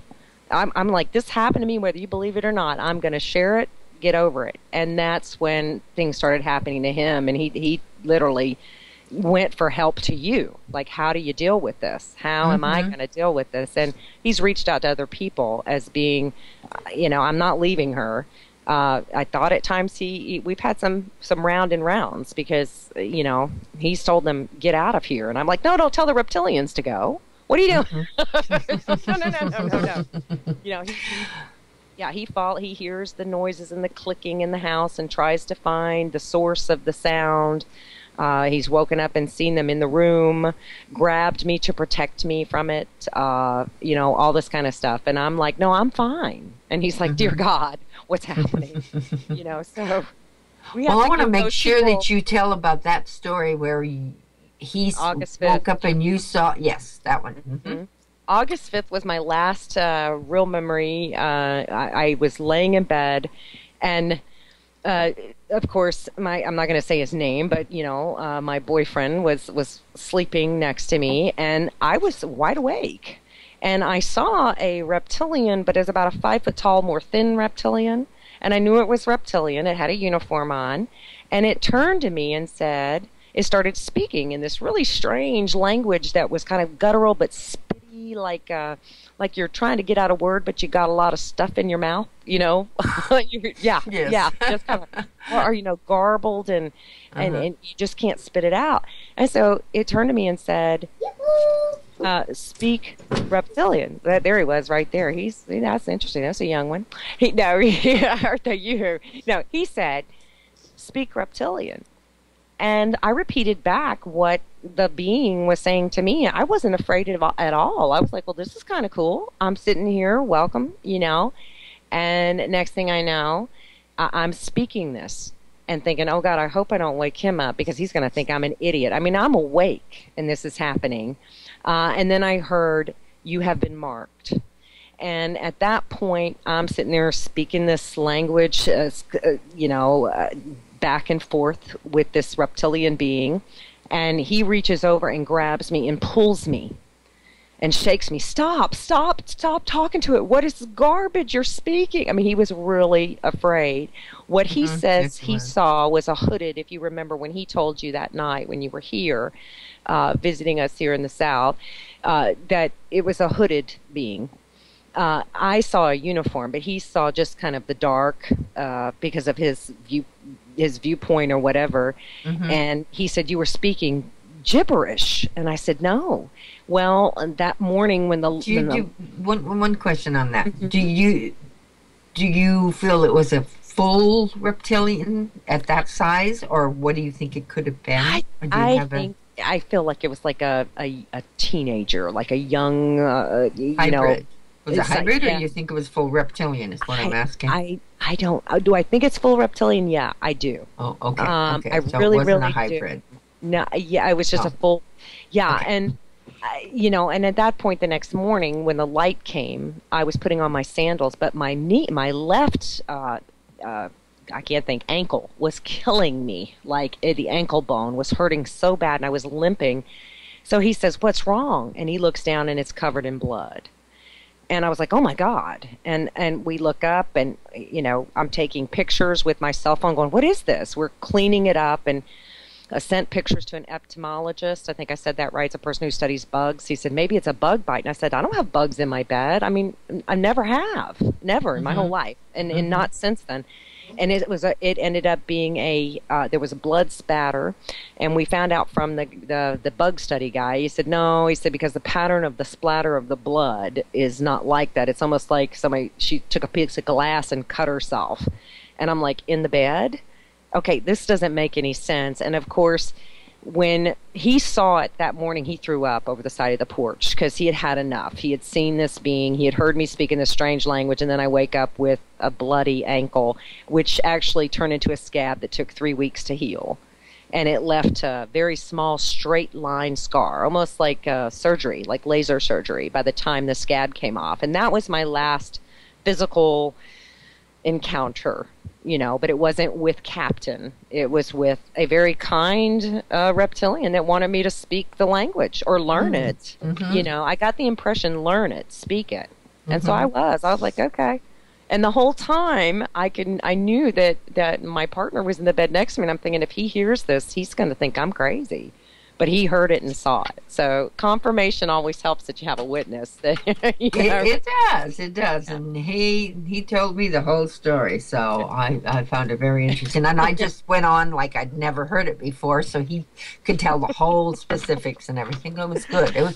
It's really good, because I think it's so important that the spouses of the experiencers are involved in it. And in fact, I invite the spouses to come to the group so that they can share in the experience, because they are in the experience as much as they want to deny it. They are, and they've probably been on board too, even though they have been put to sleep. And not only that, but there's also, you have to deal with the jealousy aspect, because when you try to tell someone you care about, I miss this being, I want to see him. I don't want to see the guy at the end of the bed want me to speak reptilian. I want Captain to come back in the big light and show me his technology and talk to me again. We'd have these long conversations about humans and life and what things were for and purposes and things like that. And I miss him. And so him feeling, as a human male, to be like, well, how can I compete with that kind of love? And I would say it's different. It's not that I don't feel that kind of love from you. It's just, it's different. It's a soulful type thing that no one is, not even my father or anybody that's been closer to me than you have. So I've had to work on that aspect to where I can't talk too much about my love experience. No, you can't. Yeah, with him, because he just kind of like, well, I can't compete with this thing, But he was supportive. He was there for my regressions. And listened very intently. And, he says, well, at least we're over that fear of regression.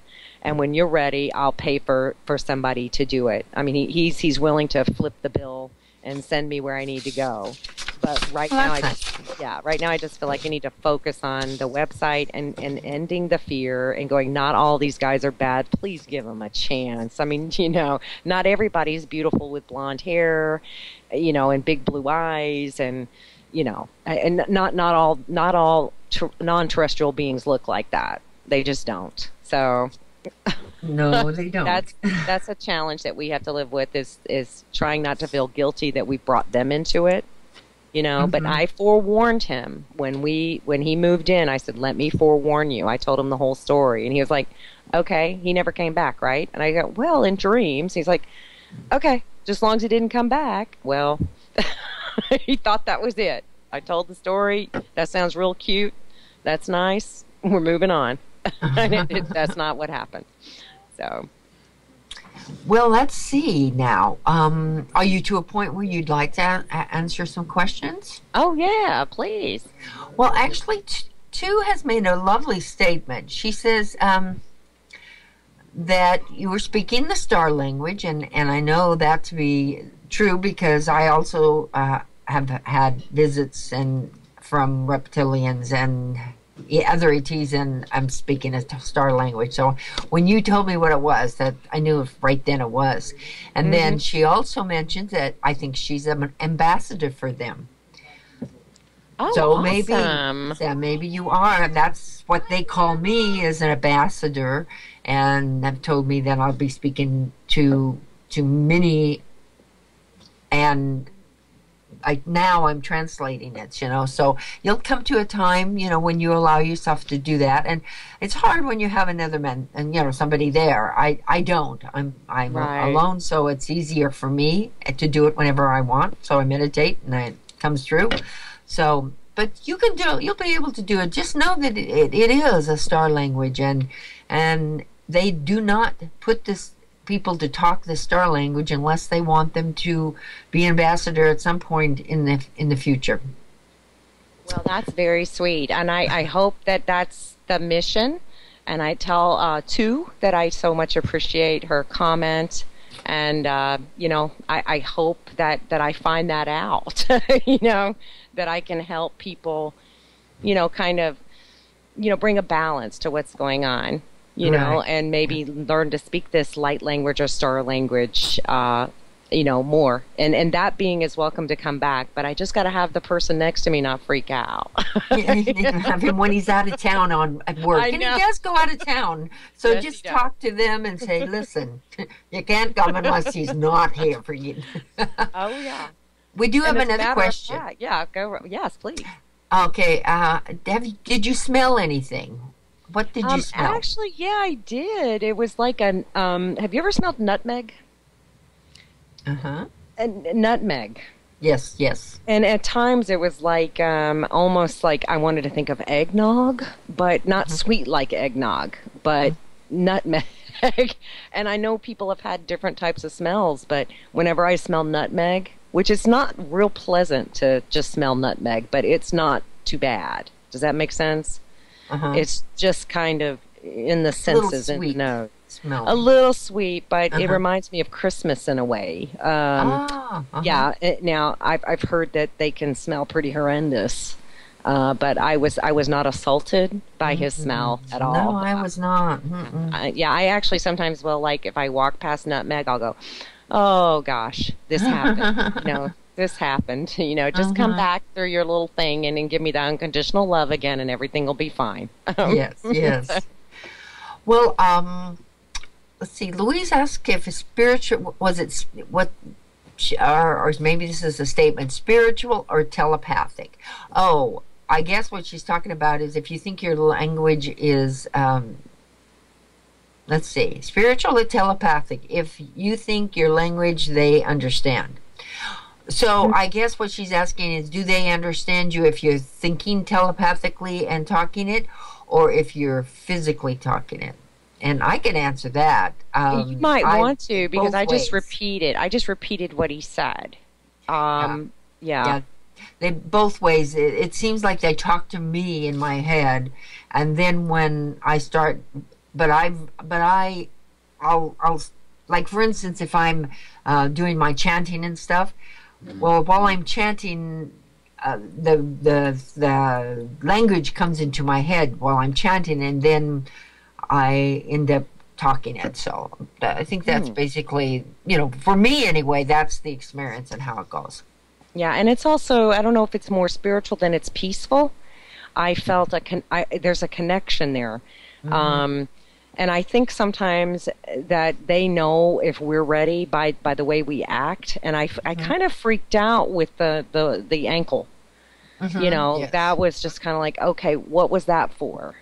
So I don't know. But I do feel very positive. Yeah, I feel very positive about the language, even though it was really different. I've heard some of yours, and parts of your dialect did sound very much like it. Sometimes I feel like I'm speaking like a Native American, but then also kind of mixed in with a Slavic, where they have all those consonants and they're trying to come out of your mouth, and you can't do consonants all at once. Right.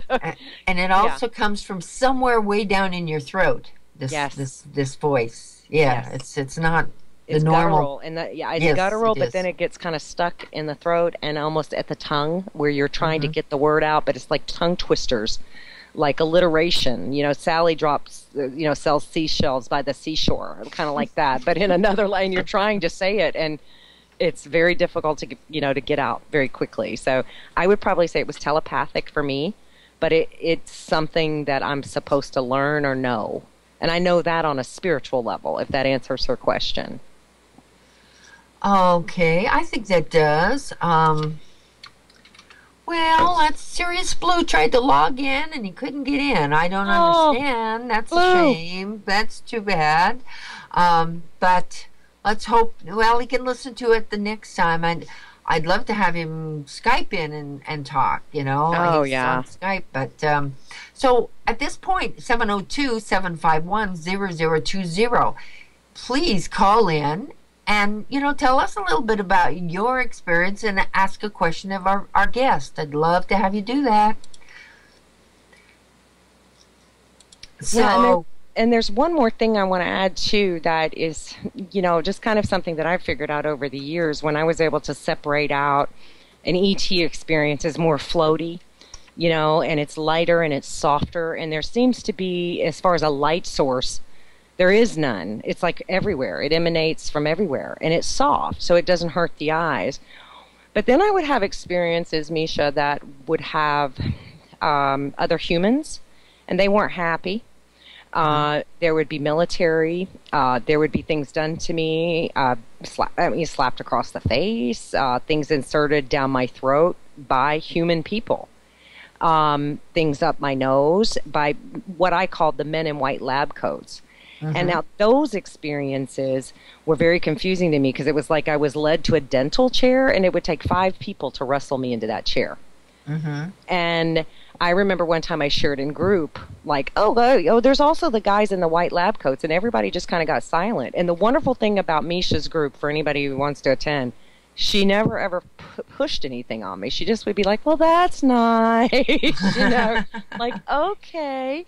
And then I would just proceed to just, continue with the mouth and go on and on about, well, I went to the doctor and they couldn't find out, but I knew it was related to that abduction experience where those 2 men put that thing down my throat, and they told me before I started sharing my experience, shut up, don't talk, and slapped me across the face. And about 3 days later, because I went and I told my partner, I said I had this horrible experience, and he was like, it's probably just stress. Well, I doubled over at work 3 days later and had to go to the doctor, and of course NOS, not otherwise specified. After blood tests and x-rays, they say we can't see anything wrong with your stomach. And I couldn't eat. It was in so much pain. And you remember that. And then I'd have the Was that after you were on the panel? No, it was before I ever started to share. Okay. It was right before I started going to Starseeds.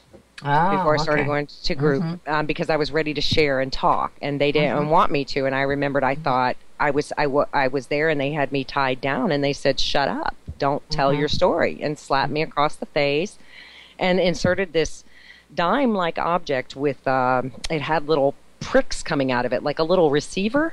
And I remember watching them put it in this kind of I don't know, a long syringe that they could press down, and it would just push down to the stomach. And I just thought the next day I was nauseous, had that metallic taste in my mouth like I remembered. I was like, oh, those men in white lab coats that are always fighting with me, I don't get it.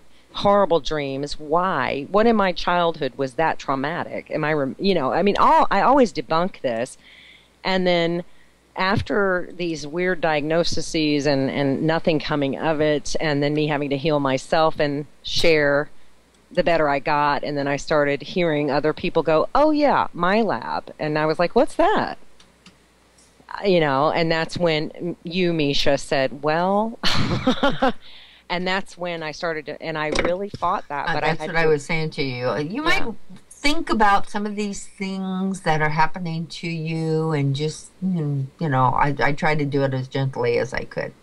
You did. You did a great job. There were actually other people that approached me with a very calm way of saying, have you ever even thought that some of these are my lab? I didn't know what my lab was. I remember going a couple times after group and typing in my lab and finding Melinda Leslie and some of those stories. We talked about my lab, I thought, in there. But that might have been the very first group. It was the very beginning, and I was like, and the men in white lab coats, and I was like, that can't be, but there's a difference. That you can see lights, you can see a light source.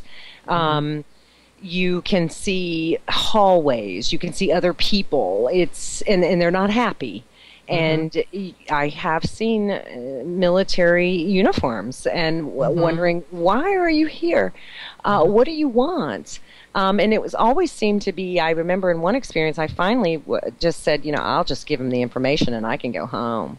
Because they happen very quickly. I've seen paint peeling off the walls, exit signs that are burnt out. I've seen some pretty negative stuff too, but then I learned to go, that's not ET. But I had to consider the fact that if there had been agreements made, and that various factions of the government had this technology, that they could use it too, just not as good as ET could. And I believe they do use it. And more and more experiencers, not just of reptilians, but mostly reptilians, have had my lab, and I believe that's because a lot of the reptilian races aren't working with the government, as the theory is. There are some that do, But why would reptilian experiencers in my lab go hand in hand unless they needed information they weren't getting from ET? Do you know what I mean? That's my experience, that they wanted to know a lot about Ayano and his ship, where the base was, where a ship was, and things like that. They do that, yes. Right. And I never remember, but I have had needle marks from that. A MyLab bruise is very large. It's usually at the rib cage. It's usually around the wrists or it's arms. Different. Upper arms, where ET are smaller, and you really don't feel the pain until you kind of look at it, think of it, or you raise your arms and you see what they call the escort bruises, or the bruises on the hips, or the little tiny finger marks on the sides of your thighs, you know, those, and you have no memory. With MyLab, unfortunately, you remember some of that. You really do. So that's probably the negative part of it, but I kind of look at that as that could be a positive, that whatever they want to know, whatever group it was, you know, whatever species that captain was, he's not a part of the negative service to self type beings. And there are, and this is the thing that I have to stress, because it is a part of my mission to say, look, whether you're gray, mantis, Nordics, angelic, whatever you've seen, it's a free will world, and they have free will to decide to be good or to decide not to be good. It's not just reptilians. It's not, you know, and I've heard people that have experienced grays say, I love my gray, but everybody says the grays are evil. And I go, not all the grays are bad. No. You know? So it's, that to me is to bring balance and say you can walk down your street or walk through your community, and how many people are in jail from shooting somebody or doing some horrific crime against humanity to their friend or murdering somebody. We don't ever want to take responsibility as humans. We just blame ET is what we do. You know, there's this, you know, these are the bad ones, these are the good ones, instead of going, no, you know, let's bring the balance and say, you know, hey, there are good ones and there are bad ones. And I do acknowledge the negative experiences people have, because I've had them too. You know, but mine have been mostly with humans and, you know, the MyLab type stuff. Right. Question: how many hybrid children do you believe you have? Oh gosh, that I've seen, there were 3, and this was interesting. The first 3 that I saw that I kind of yelled at, triplets and twins run in my family. So there were 3 there that Captain presented to me. There were 3, but they didn't look very human. Then there have been 2 others. One was a female that they asked me to name, but she looked more grayish, like more Zeta, I guess, as I've seen pictures of Zeta, with the large eyes, beautiful long red hair, very wise. And she said, you need to name me. And I did. I gave her a name, and that was a beautiful experience. And then the other one, that one was just kind of a baby that was wrapped. They presented me with a baby that was wrapped in almost a cast type thing, almost like its bones had not developed all the way. And they wanted me to hold it. And I felt bad for it because I didn't know if its bones were going to develop. So I would say 5. But that's in a period of 25 years. The one you named, the ET you named, we have a question that, where do you think they are? Or where do you think they are? Where do you think she is? You know what? I tell you what. I named her, I'll tell you this, I named her Michaela. You know, I don't, it's the Irish side of me. I name her just, you know, I don't know where she is. I just know she was incredibly smart, and she wanted to talk to me about disclosure and what I needed to do and what humans needed to do. And that was love each other and understand each other more before they could allow themselves to show themselves to us. Because if we mistreated each other, how are we going to treat them? Do you know what I mean? Yes, and that was her message to me. I don't know where she is. I imagine, I hope she's in a place. I got the impression she was happy, but I would say if I were to describe her, more of like a Zeta Reticuli type. So I would imagine she's with them. I don't think she's anywhere on Earth, other than just her conversation with me. And she never came back, but it was wonderful. But like I said, back then I thought a hybrid was a car. Yeah, So, she was saying know, that she wanted to hear that because she saw her own child like you described, and my child was blonde with big eyes like you're describing to one of my children, and have definitely long they were the hair. hybrid gray types. Yeah, Yeah, with yeah, that and very, very white, silky skin, white white. silk, Yes, yes. silky, beautiful Beautiful skin. Yeah, alabaster skin. Yeah. yes, exactly. That's exactly what she looked like. But beautiful long red hair, beautiful long red. um, let's see. Okay. I have a question. I want you to tell about, we've got 10 minutes, and I want you to tell about the incident, which kind of goes to the fact of how long the government has been watching you. The women and the psychic experience, remember that? Oh gosh, yeah. And I didn't relate that till years later. Basically, I was reading, doing psychic medium readings for free when I was living in Tennessee, and I would go to people's houses, and because it was not a large city in Tennessee, my name kind of spread around really fast, and a weird woman approached my ex-husband, and she was saying, I've just been looking for a good psychic medium, and he's like, I need to give you my wife's phone number. And how she approached him to me is still a mystery, and to him too. So she invited me to her house. When I got there, I noticed my cell phone didn't work, and she actually lived at Y12, which was the old Manhattan Project, out towards Oak Ridge, Tennessee. Yeah, and I'm just going, gosh, you know what? And I got there, and I did a reading for them. They invited me back. They knew a senator, and they said, no, he wants you to do a reading. And I was like, thinking maybe I should start charging for that. No, Yeah. But I wasn't, and I was doing gallery type things where there'd be 10 people in a room. And the second night that I went back, they pulled out a brown paper bag. True story. And these women were between 60 and 70 years old, and they all drove Cadillacs, and their hair was perfect, and you just think they were just nice retired women. And they pulled out these jackets that had CIA and Academy on them, and these shirts that said Academy, and they were going, we had such a good time at the Academy this year. And I'm thinking, are they going to school? And they pulled out two of them pulled out a badge and opened it up, and it said CIA, and the other side had like their credentials with like a picture ID, and I thought it was a gag gift like you get at Spencer's. So I grabbed it and said, oh, I gotta have one of these. It says I work for this CIA. This is awesome. And they just kind of said, oh, you really like that, huh? And I said, I want one. Like, where do you order one of these? And the lady said, you don't order these. And I was like, what? And they proceeded to sit me down and tell me they had just gotten back some kind of training academy, and that they research things that other people don't. And then I just kind of looked. I thought you guys were retired. I don't get it. And one of the ladies with red hair, I'll never forget, kind of looked at me very sternly, and she said, those that work in these projects are your next door neighbors. Do you understand that? And she was very stern when she said it, and I just got this feeling of dread, like, okay, it's time to leave.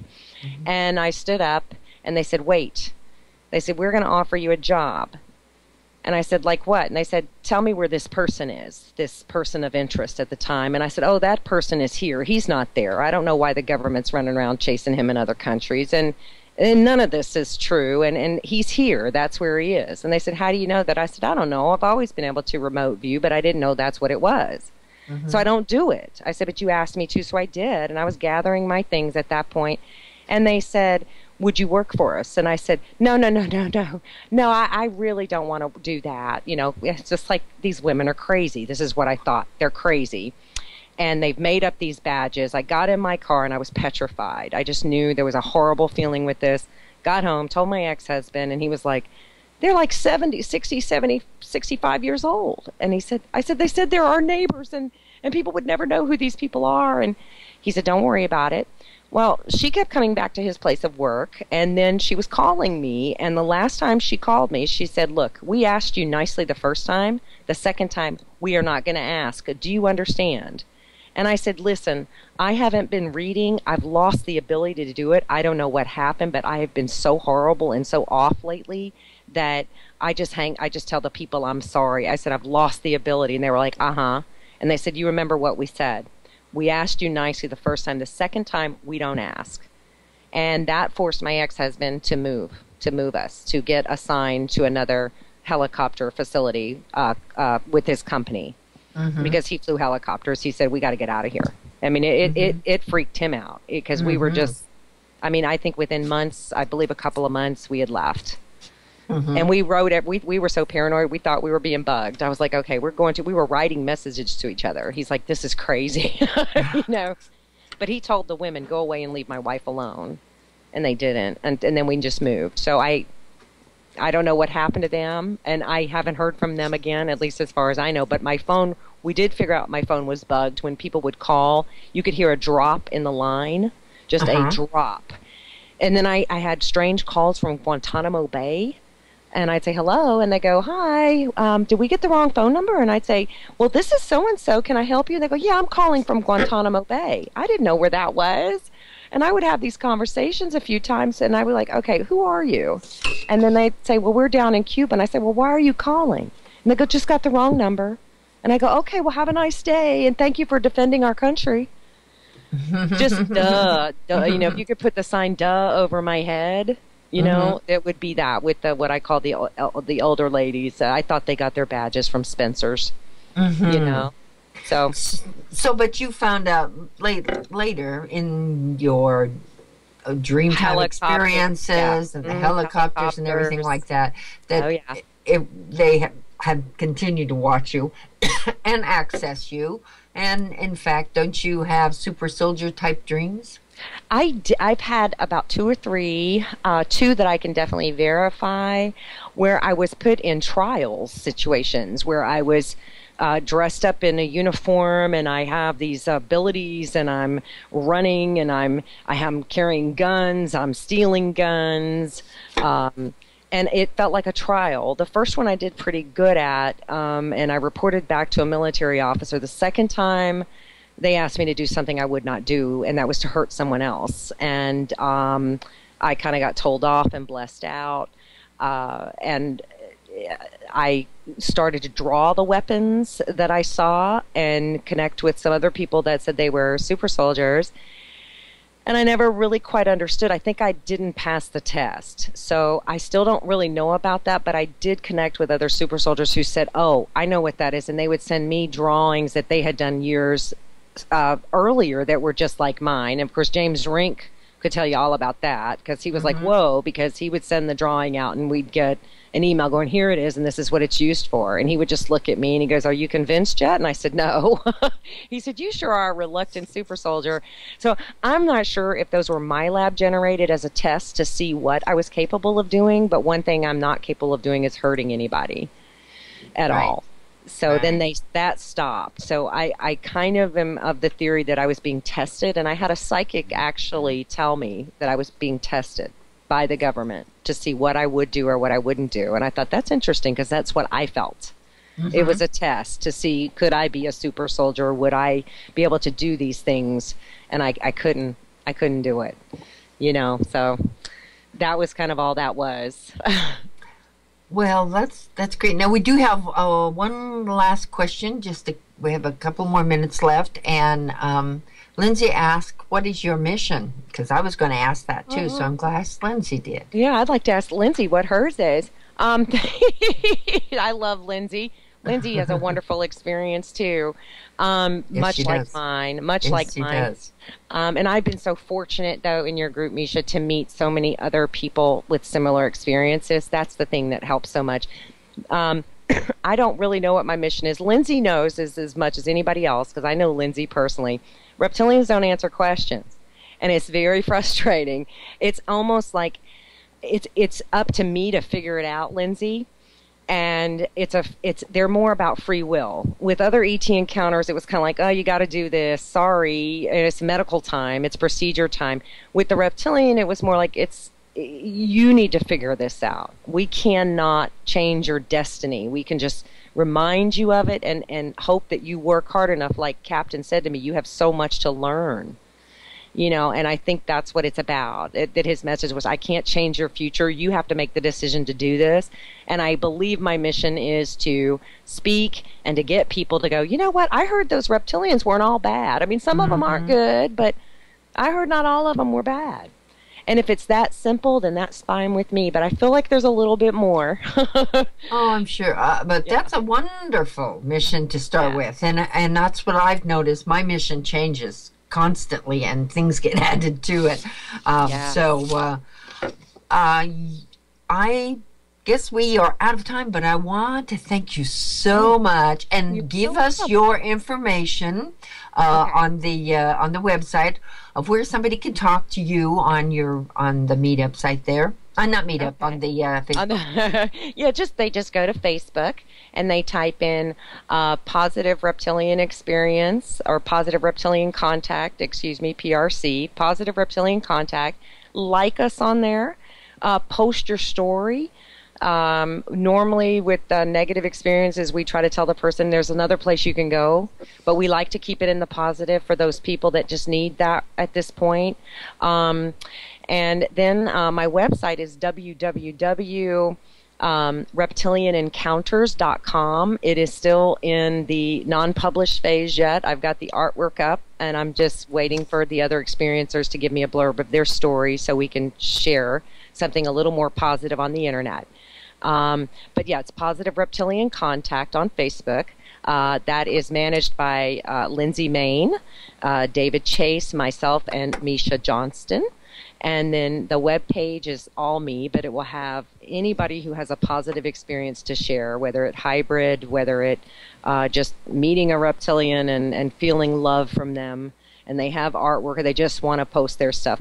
That's what it's for. So the website should be up in about 3 or 4 days. Oh, that's wonderful. Yeah. That's just great. I think it's just wonderful. I think this is a really very important mission because I believe that the reptilians are going to play a huge part in what's going to be happening in the future.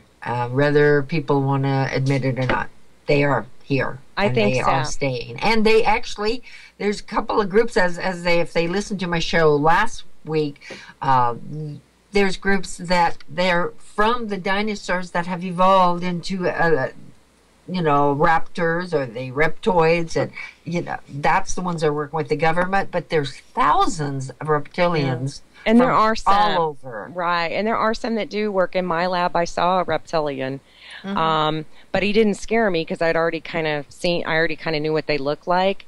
But he was different. He was just kind of task oriented and just kind of there.